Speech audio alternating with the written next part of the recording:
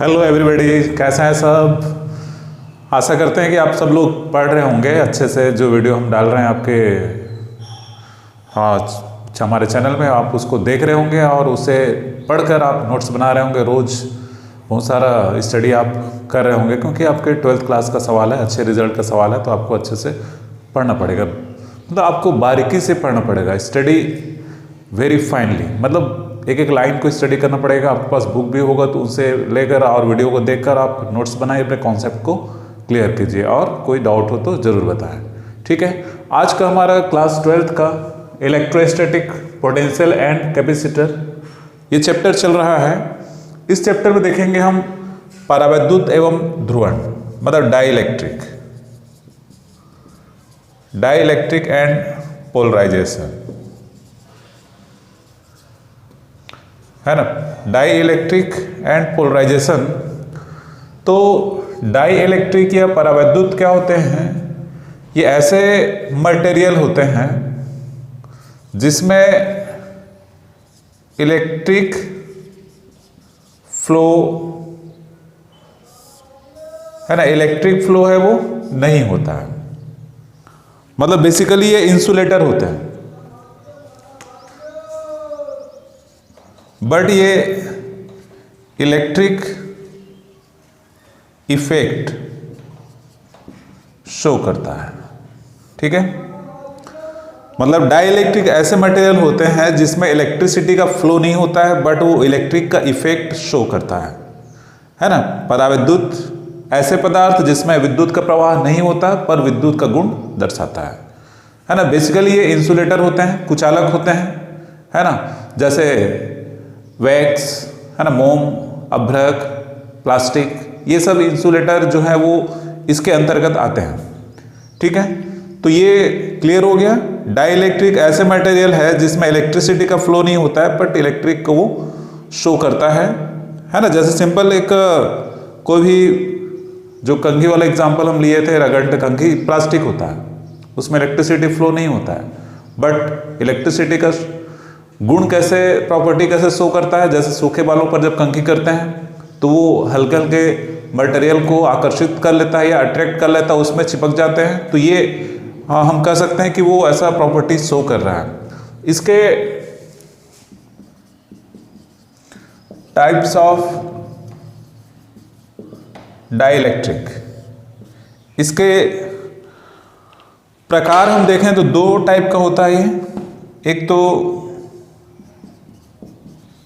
Polar जिसको ध्रुवी कहते हैं, दूसरा नॉन पोलर जिसको अध्रुवी डाइइलेक्ट्रिक कहते हैं। ठीक है, तो एक्चुअली हम किसी कोई मटेरियल की बात करें, किसी मॉलिक्यूल की बात करें, है ना। मॉलिक्यूल मतलब किसी अणु की बात करें, है ना। जैसे ये एक अणु है तो इसके अंदर पॉजिटिव आयन भी होते हैं, नेगेटिव आयन भी होते हैं। नेगेटिव आयन मतलब इलेक्ट्रॉन को कह सकते हैं, पॉजिटिव आयन मतलब प्रोटॉन को कह सकते हैं। तो उनके अंदर एक नेगेटिव आयन का सेंटर होता है और एक पॉजिटिव आयन का सेंटर होता है।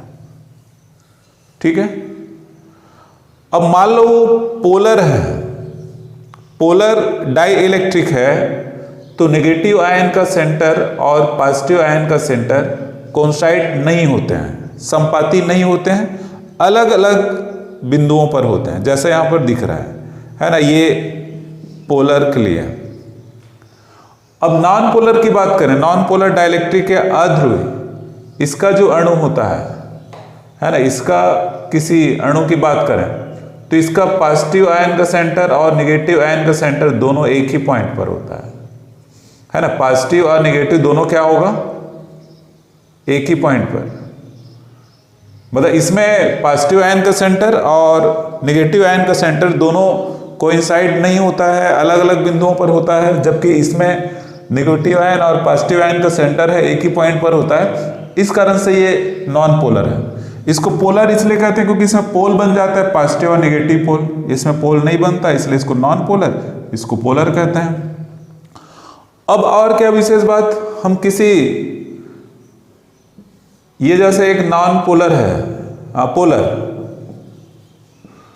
है ना, तो यहां पर है ना, इसको हम जैसे ये ऐसा, ये सब इसके मॉलिक्यूल हैं,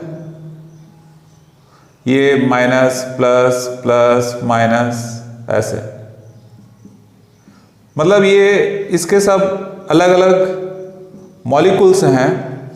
तो हम पोलर की बात कर रहे हैं, तो पोलर के मॉलिक्यूल में नेगेटिव और पॉजिटिव आयन का सेंटर अलग अलग होता है, तो ये एक डाइपोल के जैसा बिहेव करता है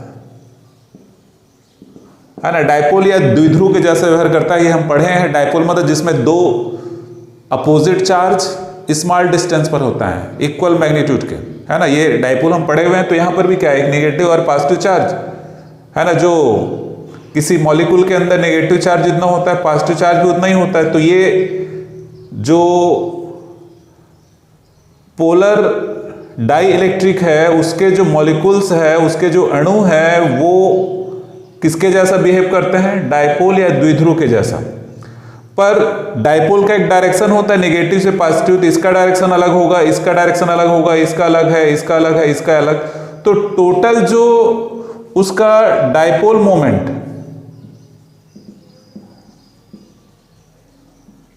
मतलब सबका अलग अलग कुछ ना कुछ डाइपोल मोमेंट तो होगा, सबका कुछ ना कुछ द्विध्रुव आघूर्ण होगा, पर ये टोटल की बात करें तो सबके डाइपोल मोमेंट को जोड़ दे तो उसका वैल्यू क्या हो जाता है, यहां पर 0 हो जाता है, क्योंकि सबके डाइपोल मोमेंट का डायरेक्शन अलग अलग है और वो वेक्टर क्वांटिटी होती है, तो उनका जो वेक्टर एडिशन होगा तो वो सब मिलाकर क्या हो जाता है, 0।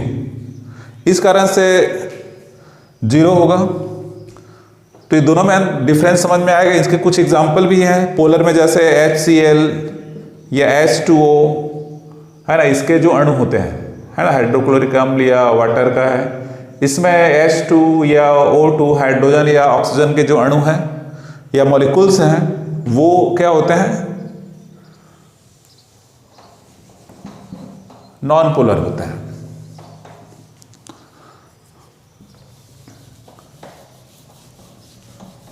फिर इसमें पोलराइजेशन, इसका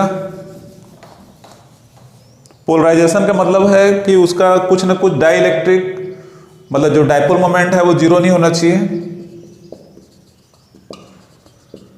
पोलराइजेशन ऑफ डाई इलेक्ट्रिक, इसके लिए क्या करेंगे, इलेक्ट्रिक फील्ड करेंगे। नॉन पोलर डाई इलेक्ट्रिक को देखें तो ये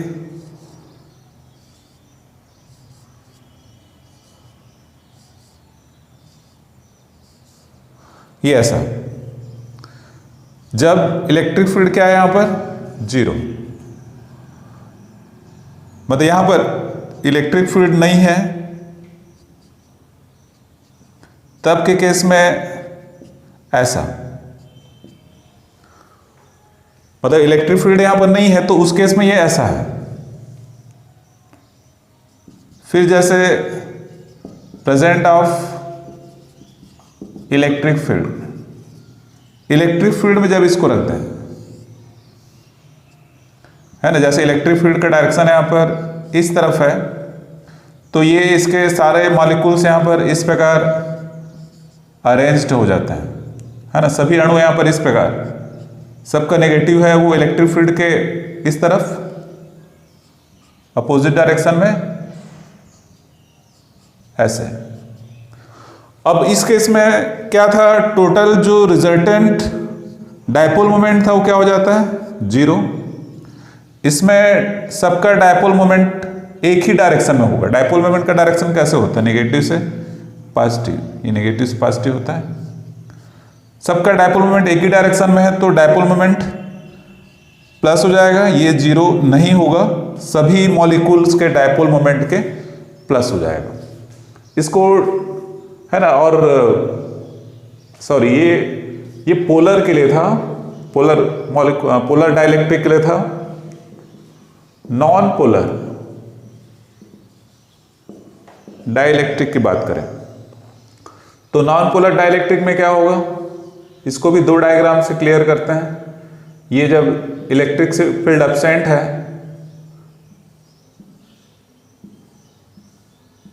तो इसमें इसका प्लस माइनस एक ही जगह, ऐसे प्लस माइनस एक, प्लस माइनस को दिखाने के लिए हमने दिखाया, हालांकि प्लस माइनस दोनों एक ही जगह होगा तो वो डॉट जैसे पता चलेगा हमको, इसलिए ऐसा, पर दोनों चीज होता है ऐसा करके, पर दोनों एक ही जगह यहाँ पर है। तो इसमें प्लस माइनस एक ही जगह है, मतलब इसमें डायपोल जैसा तो बिहेव नहीं कर रहा है इसके मॉलिक्यूल या इसके अणु है वो, इसलिए यहाँ पर डायपोल मोमेंट तो जीरो होगा ही। बट जब इसको प्रेजेंट ऑफ इलेक्ट्रिक फील्ड में रखा जाता है ना, ई का वैल्यू यहां पर कुछ ना कुछ होगा, तो ये इसके मॉलिक्यूल्स के जो धन मतलब पॉजिटिव आयन का सेंटर और नेगेटिव आयन का सेंटर थोड़ा सा डिस्प्लेस हो जाता है ना, नेगेटिव आयन का सेंटर इधर, पॉजिटिव आयन का सेंटर ऐसे। तो अब ये सब एक डाइपोल के जैसा बिहेव करेंगे, है ना, क्योंकि उनका नेगेटिव और पॉजिटिव अलग अलग है। तो इस केस में यहां पर P का वैल्यू जीरो नहीं होगा, जितना भी एक मॉलिक्यूल का होगा वैसे ही सबका होगा, तो सबका प्लस यहां पर जितना भी होगा वो उसका डाइपोल मोमेंट होगा। तो इसको इस प्रकार हो जाना, है ना, ऐसा सिचुएशन आना, ये होता है पोलराइजेशन ऑफ डाइलेक्ट्रिक। मतलब इलेक्ट्रिक फील्ड के प्रभाव में या इलेक्ट्रिक फील्ड की उपस्थिति में, है ना, किसी डाई इलेक्ट्रिक मटेरियल के पॉजिटिव आयन का सेंटर और नेगेटिव आयन का सेंटर का अलग अलग हो जाना या उसके डायपोल मोमेंट का जीरो न होना, ये होता है पोलराइजेशन ऑफ डाइलेक्ट्रिक। क्लियर है? ठीक है।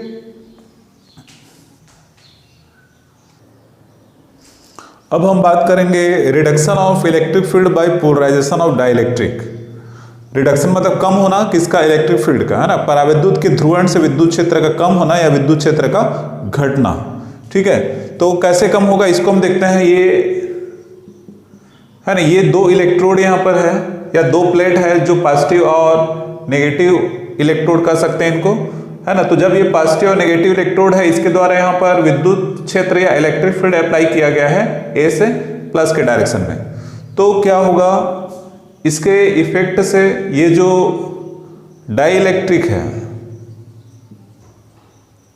ना, ये डाइलेक्ट्रिक है, तो इसके जो मॉलिक्यूल्स है वो इस प्रकार अरेंज हो जाते हैं, है ना, सबका नेगेटिव आयन एक साइड, सबका पॉजिटिव आयन है वो अदर साइड। तो ये नेगेटिव आयन है वो किस तरफ जाएगा, किस तरफ अट्रैक्ट होगा, पॉजिटिव इलेक्ट्रोड की ओर, इसलिए सबका नेगेटिव इधर है, और पॉजिटिव आयन है वो किस तरफ अट्रैक्ट होगा, नेगेटिव इलेक्ट्रोड के डायरेक्शन में। तो होता क्या है, इसके अंदर की बात करें, है ना, ये जो अंदर के मॉलिक्यूल्स होते हैं, कुछ मॉलिक्यूल्स जो किनारे में हैं, और अंदर के मॉलिक्यूल्स में क्या होता है, इनके जो पॉजिटिव और नेगेटिव आयन है वो एक दूसरे के प्रभाव को, एक दूसरे के इफेक्ट को कैंसिल कर देते हैं, है ना। और जितने भी मतलब किनारे को छोड़कर, इस तरफ के बॉर्डर और इस तरफ के बॉर्डर को छोड़कर, मतलब ये जो है ना, इसके नेगेटिव है वो इस तरफ और कोई मॉलिक्यूल तो नहीं है, इसका पॉजिटिव इसके साथ कैंसिल हो सकता है ना, इसका पॉजिटिव नेगेटिव कैंसिल हो सकता है, ये पॉजिटिव नेगेटिव कैंसिल हो सकता है, बट इस सिरे में क्या बच जाएगा यहाँ पर, नेगेटिव, इस सिरे में क्या बन जाएगा यहाँ पर, पॉजिटिव। मतलब इसकी स्थिति कैसे हो जाएगी यहाँ पर, इस प्रकार से, मतलब ये जो डाइलेक्ट्रिक है वो इस प्रकार से हो जाएगा, ऐसा जैसे बीच में जो धन आवेश या ऋण आवेश बिल्कुल नहीं होंगे, केवल इसके किनारे पर और इस तरफ किनारे पर, मतलब इस सिरे पर और इस सिरे पर धन आवेश और ऋण आवेश यहाँ पर होंगे, है ना, नेगेटिव और पॉजिटिव आयन यहाँ पर होंगे जैसे दिख रहा है यहाँ पर। तो क्या हो जाता है, ये जैसे हमने जो लगाया है ये एक्सटर्नल इलेक्ट्रिक फील्ड है ना, बाह्य विद्युत क्षेत्र, तो इसके अंदर, इस डाइलेक्ट्रिक के अंदर, है ना, डाइलेक्ट्रिक के अंदर इधर, सॉरी, इसमें इधर नेगेटिव है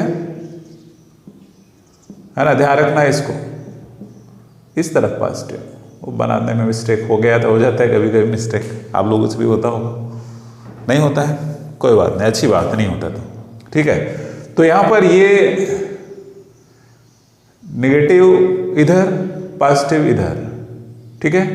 तो अब ध्यान देना यहाँ पर एक्सटर्नल इलेक्ट्रिक फील्ड तो ऐसे है पॉजिटिव से नेगेटिव, इसके अंदर भी एक इलेक्ट्रिक फील्ड यहाँ पर क्रिएट होता है, वो किधर होगा, पॉजिटिव से नेगेटिव, मतलब ये EP, P फॉर पोलराइजेशन, ठीक है।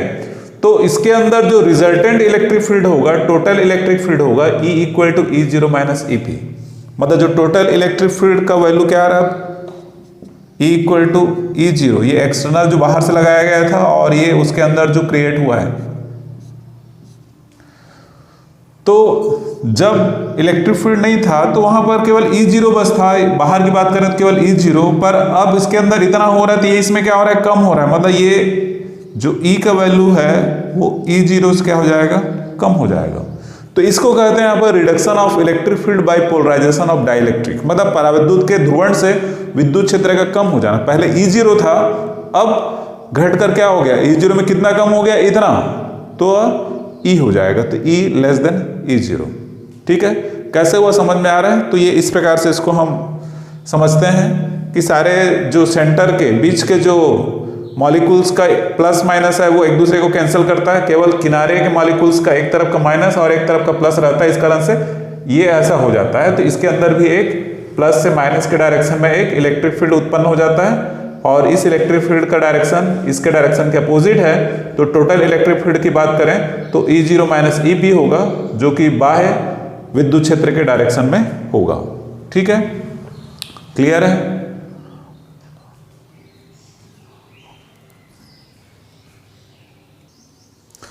अब हम देखेंगे यहाँ पर पोलराइजेशन वेक्टर, है ना, पोलराइजेशन वेक्टर या ध्रुवण सदिश या पोलराइजेशन डेंसिटी भी कहते हैं। तो ये होता है dipole moment of dielectric upon volume of dielectric. इसका मतलब क्या है कि per unit volume dipole moment of dielectric, ठीक है ना। डायपोल मोमेंट P से डिनोट करते हैं। डायपोल मोमेंट हम P जो इक्वल टू Q इंटू क्या होता है, 2L फार्मूला होता है। ये माइनस और प्लस दो डायपोल है, Q है, इसका लेंथ 2L है, तो ऐसा लेते हैं। पर हमेशा कोई जरूरी हमेशा कि वहाँ पर लेंथ है वो 2L ही हो, चार्ज है वो Q ही हो, चार्ज जैसे होगा उसके अकॉर्डिंग वहाँ पर उसको लिया जाता है। तो यहाँ पर मान लो चार्ज यहाँ पर इधर QP है, प्लस माइनस में होगा, इधर भी QP होगा, ये किस में होगा, प्लस में होगा, ठीक है। इन दोनों चार्ज का डिस्टेंस क्या है, D, मतलब इसका लेंथ है इस डाइलेक्ट्रिक का D, तो इसका डायपोल मोमेंट कितना हो जाएगा, Q into D, Q into 2L होता है, 2L के बदले क्या आएगा यहाँ पर, इसका लेंथ आएगा, या दोनों चार्जेस के बीच का डिस्टेंस वो कितना होगा, D, ठीक है। तो QP इंटू D, P इसलिए लगाए हैं क्योंकि ये चार्ज किसके अंदर का है, पोलराइजेशन होने के बाद आया है, इसलिए QP इंटू D, और नीचे इसका जो वॉल्यूम निकालेंगे, है ना, वॉल्यूम इसका आयतन, तो ये कैसे निकलेगा, ये इसका D और ये क्रॉस सेक्शन एरिया दोनों का गुना, जैसे हम सिलेंडर या बेलन वाले केस में निकालते हैं। तो क्या होगा, यहाँ पर ये D कैंसिल हो जाएगा, क्या बच्चा, QP अपान A, और QP अपान A ये क्या होता है, डेंसिटी। तो इसको ऐसा भी लिखते हैं, P equal to sigma P, ठीक है। तो ये एक छोटा सा पोलराइजेशन वेक्टर के बारे में। फिर यहाँ पर है इलेक्ट्रिक ससेप्टिबिलिटी। इलेक्ट्रिक ससेप्टिबिलिटी या वैद्युत प्रवृत्ति, मतलब ये सब बहुत इंपॉर्टेंट टॉपिक तो नहीं है, फिर भी इनमें रिलेशन क्या होता है ये पता होना चाहिए, इसलिए इनको हम देख रहे हैं, बहुत डीपली इस पर नहीं जाएंगे। तो इलेक्ट्रिक ससेप्टिबिलिटी या वैद्युत प्रवृत्ति कहा जाता है, इसको काई से डिनोट करते हैं। तो एक्चुअली क्या होता है, जो पोलराइजेशन वेक्टर होता है वो इलेक्ट्रिक फील्ड के क्या होता है, प्रोपोर्शनल होता है। कौन सा इलेक्ट्रिक फील्ड यहाँ पर है, ये एक्सटर्नल या टोटल इलेक्ट्रिक फील्ड जो उसके अंदर होता है, मतलब P प्रोपोर्शनल टू E, है ना। हमने जो रिलेशन निकाला हुआ था, है ना, तुम्हारे पास क्या क्या था, E0 था, EP था और E था, तो E इक्वल टू ऐसा आया था, ठीक है। तो P proportional to E, proportional sign को हटाने पर एक कांस्टेंट लगाया जाता है, ये काई, तो इसी को यहाँ पर क्या कहते हैं, इलेक्ट्रिक ससेप्टिबिलिटी कहा जाता है ना, P इक्वल टू काई E, ठीक है। तो इसको इस प्रकार लिखते हैं। तो यहां पर एक रिलेशन है, रिलेशन बिटवीन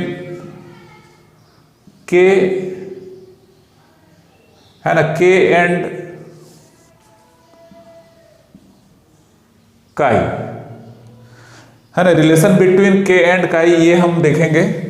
इसके पहले जो के हमने निकाला था, है ना, के का जो वैल्यू होता है ये होता है E0/E, ठीक है, ये ध्यान रखना, है ना। इसको भी हम डिफाइन कर सकते थे जब इलेक्ट्रिक फील्ड वहां पर कम हो जाता है, रिडक्शन ऑफ इलेक्ट्रिक फील्ड वाले केस में। ये एक्सटर्नल इलेक्ट्रिक फील्ड है और ये डाई इलेक्ट्रिक के अंदर जो टोटल इलेक्ट्रिक फील्ड, ठीक है, डाई इलेक्ट्रिक मटेरियल के अंदर, तो K = E0/E होता है। और इसमें जो E0 का वैल्यू ग्रेटर देन क्या होता है, E होता है ना, ये ज्यादा होता है ये कम होता है। तो इस केस में K का वैल्यू है वो ग्रेटर देन 1 होता है। इसके पहले के वीडियो जो शुरू हमने पहले चैप्टर में बनाया था, वहां पर भी देखा हुआ है किसी मटेरियल का डाई इलेक्ट्रिक कांस्टेंट, है ना, K यहां पर क्या है, डाई इलेक्ट्रिक कांस्टेंट,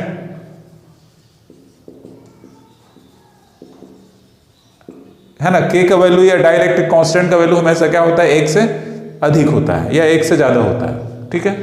तो यहां पर हम K और काई में रिलेशन देखेंगे क्या होता है।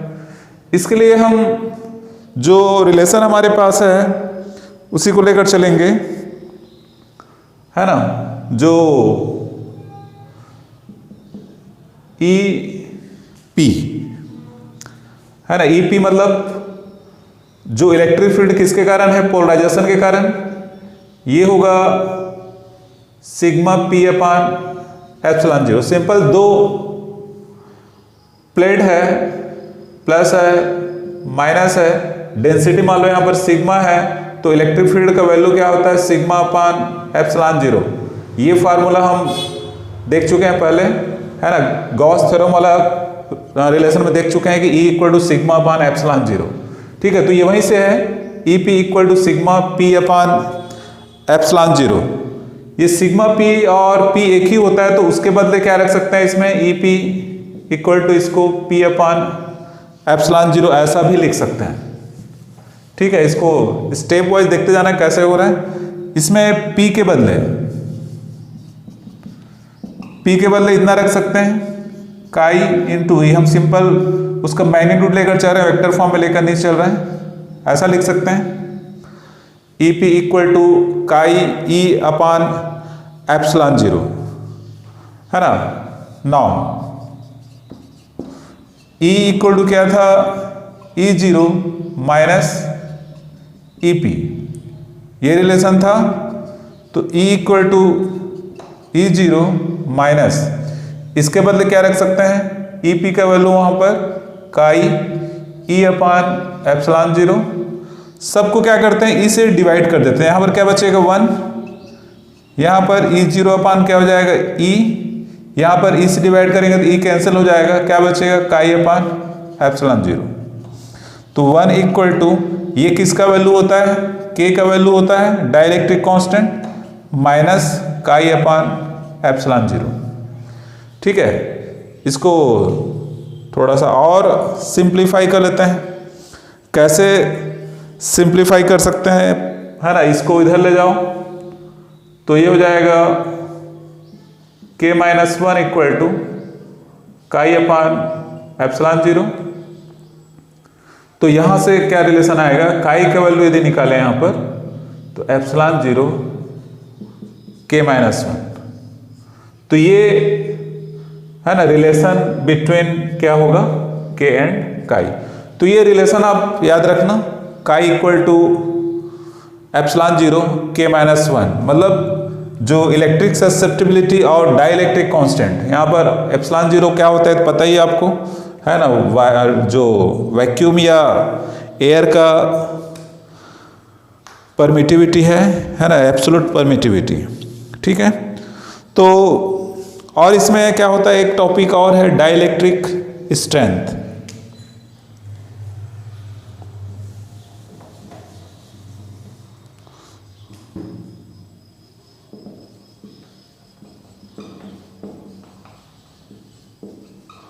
डाई इलेक्ट्रिक स्ट्रेंथ, कोई भी डाई इलेक्ट्रिक मटेरियल का डाई इलेक्ट्रिक स्ट्रेंथ होता है। एक्चुअली होता क्या है कि जैसे ये प्लस इलेक्ट्रोड है, ये माइनस है, बीच में यहां पर ये डाई इलेक्ट्रिक है, ठीक है।